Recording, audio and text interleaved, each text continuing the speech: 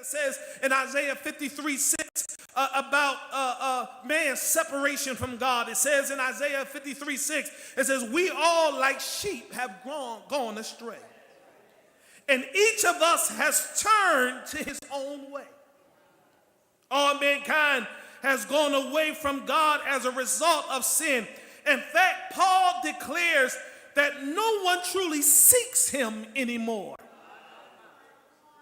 Paul says in Romans 3:11, he says, there is no one who understands, no one who seeks God, or who seeketh after God.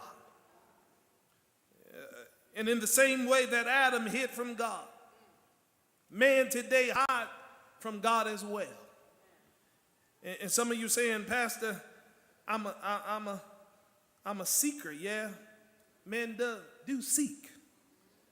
But he seeks after the images of other men or images of their imagination. And we're living in a generation now that man cannot stand the God of the Bible. Oh, you stand God, but many have created their own image of God. Let me help us. You know, we only know God as a God that blesses, a God that provides for us, a God that loves us. And he's all that. He blesses us. He provides for us. He gives us. But he's also a God of correction.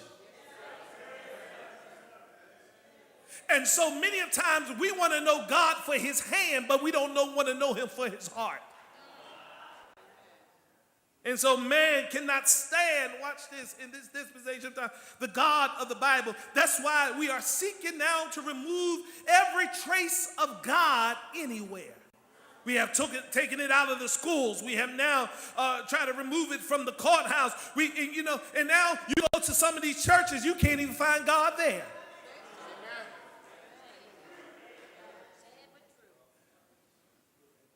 We shout on his love, but we hate his correction.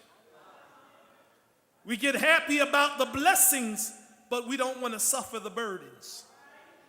We celebrate when he gives us success, but we get mad when he makes us suffer.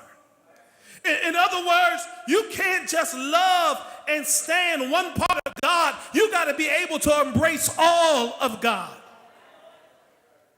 We ought to consider what Paul says in Romans chapter 1, verse 21. I want to read it out the NIV version. We ought to consider these words of Paul. For although they knew God, they neither glorified him as God, nor gave thanks to him. But their thinking became futile, and their foolish hearts were darkened. And although they claimed to be wise, they became fools, and exchanged the glory of the immortal God for images made to look like mortal men and birds and animals and reptiles. What are you trying to tell us, brother preacher? Although man have an inward witness of God in his heart and a clear witness of his creation, man still chooses not to acknowledge him. Instead, he creates his own God. And here it is. We're living in a time where our faith is under attack. Our faith is under attack by the enemy. And many of us that sit under the word of God is giving him the ammunition he wants when we put everything else before God.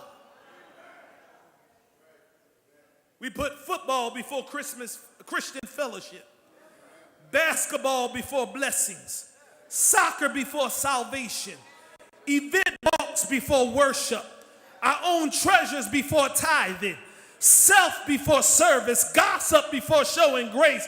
And we get mad when our relationship with God is questioned. If God is not in the forefront of our life, the reality of it is you don't have a relationship with him. You know him, but you don't have a relationship with him.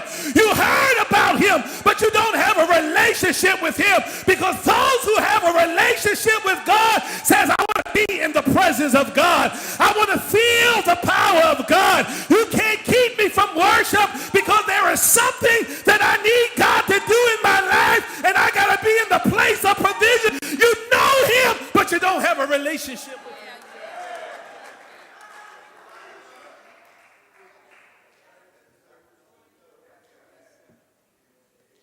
Matter of fact, some don't even know him, you know about him.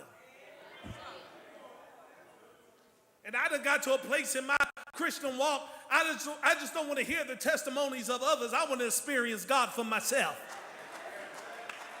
Oh, I need to know for myself that he's a doctor in the sick room. I need to know for myself that he's a lawyer in the courtroom. I need to know for myself that he's a bridge over troubled water. I need to know for myself that he's able to pick me up when I'm down. He's able to dry my tears. He's able to comfort me in the midst of sorrow. I like your testimony. Your testimony is all right, but every now and then I want to experience him for myself.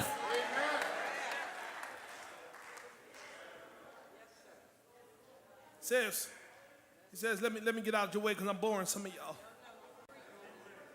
He says here, men's sins suppresses the truth of God. Here in the text, Paul further explains man's depravity and natural tendencies to be separated from God. That's why a long time ago I stopped going off of emotionalism of people. Just because you're emotional don't mean you're in worship.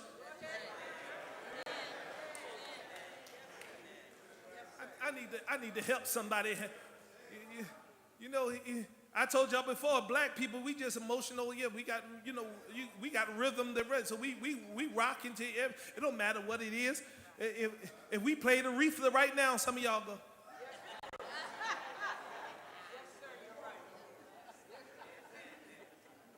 Matter of fact, some of y'all start crying and get all emotional when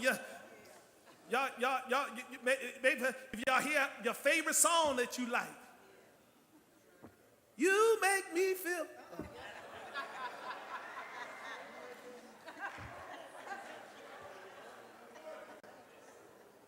Y'all like,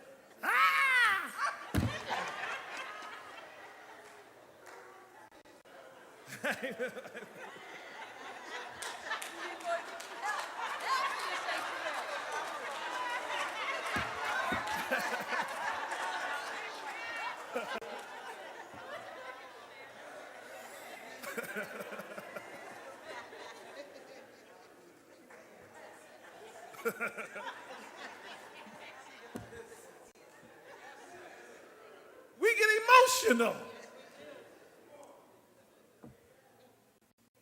We are emotional beings. So we are not to be moved by emotions. Your emotions doesn't determine your relationship. Let me prove it to you. Because if somebody came in and gave you $1 million, you want to shout, you're going to get happy, you're going to celebrate. That's emotional. And so sometimes we get emotional off the blessings of God. But Paul, he says that our natural tendencies seem to separate us from God. He says once you were alienated from God and were enemies in your mind because of your evil behavior. Sin in man makes him hide from God and alienate himself from him. Because I was on that bandwagon for a while, but then I started getting hints, to this. We talk about why millennials aren't coming to church and why folks ain't coming to church no more. They ain't just coming to church because they just don't like our old-time religion. They're not coming because they're hiding from God.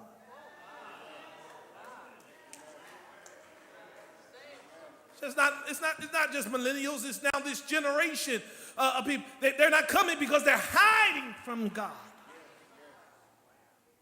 And what we are doing is we're making excuses for them to continue to hide. I don't care what you do. You can have psychedelic lights. You can have half-dressed women on the praise team. You can have skinny jean musicians on the instruments. The problem you're going to have is you're going to keep trying to keep up with new fads of culture that changes every couple of years. But can I tell you something that never changes? It's a book that is relevant down through the years.